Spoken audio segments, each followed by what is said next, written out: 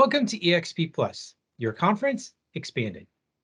As this year's event draws closer, we wanted to provide an update on what AIHA is doing as you prepare to join us on site in Nashville. With me today is Michele Twilley, AIHA's Certified Industrial Hygienist, and Bethany Chirco, AIHA's Managing Director of Global Meetings and Business Development. We're going to talk about some of the things that AIHA is doing to help you stay safe at conference this year. Thank you for joining me. So Bethany, could you share with us some of the things that AIHA's current policy and procedures are for attending this year's conference? Absolutely. Thanks, Ben. First, on behalf of the AIHA staff and leadership, let me say how excited we are to be returning to an in-person conference again this year in Nashville. The safety of our attendees, staff, exhibitors, and supplier and venue partners has always been paramount. This year is no different. And to that end, AIHA's leadership created late last year our policy for attendees participating in person at any AIHA event. Attendees must show proof of the full vaccination cycle of a World Health Organization approved vaccine, completed no less than 14 days prior to the start of the conference. The other option is to present proof of a negative PCR test taken no earlier than Tuesday, May 17th. So for US citizens, the full vaccination cycle means 1 dose of the J&J or 2 doses of either Pfizer or Moderna. We are not requiring boosters, just proof of that full vaccination cycle. To facilitate that, we've partnered with a company called Vow Digital Health. So early the first week of May, in-person registrants will receive from me an email explaining that COVID clearance process.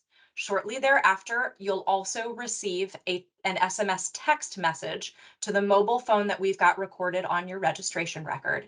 And that will walk attendees through the process of COVID clearing for AIHCE. We do ask that that is done before arrival in Nashville. It will speed the process along. But in order to enter the Music City Center facility to pick up badge materials and participate in any function associated with AIHCE, attendees will need to have been COVID cleared and show proof of that on their mobile devices. Additionally, AIHCE is going to be a mask optional meeting. So we know that some folks have needs to and feel more comfortable wearing masks. So we want to encourage that and support that. Others may feel more comfortable without wearing a mask, and that's fine too. So mask optional throughout that. We do have N95 masks sponsored by Draeger that will be available at the registration desk for attendees who feel so inclined. Additionally, we've arranged for hand sanitizer stations throughout the facility with an ethyl alcohol content level of 70%. And finally, at registration, attendees will have the option of selecting a ribbon in either red, yellow, or green to indicate their comfort level with contact with other individuals. Oh, that's pretty extensive. And I heard, Michele, that SGS Galson is providing some cool on-site devices that will also be used at conference in some of the session rooms. What do you know about those? Yes, so our sponsor, SGS Galson, will be providing 5 SmartSense technology sensors to monitor the indoor air quality during the conference, so Monday through Wednesday.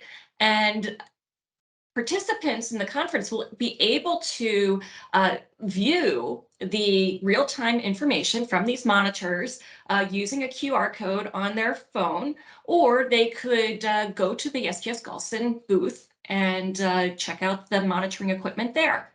So that's really exciting to view.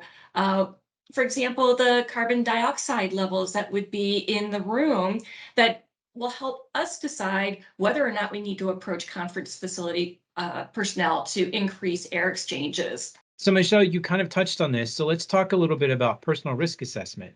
Now, although COVID seems to be a much lesser threat than it was even 6 months ago, what other information would you encourage attendees to consider as they make their own personal risk assessments as they prepare to join us in Nashville?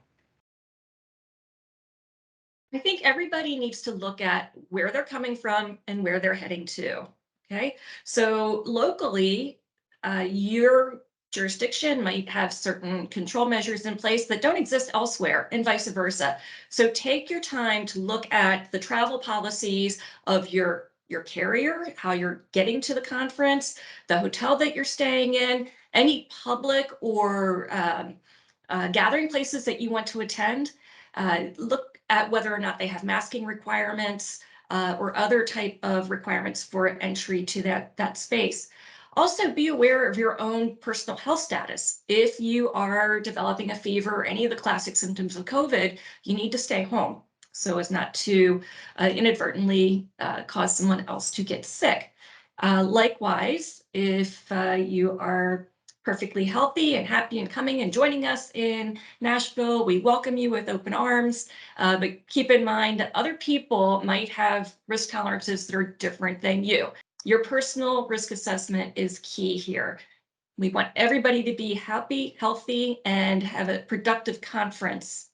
Well, I want to thank you both for joining me today about talking about personal risk assessment as we update everyone on everything that's going on as we prepare to join each other in Nashville.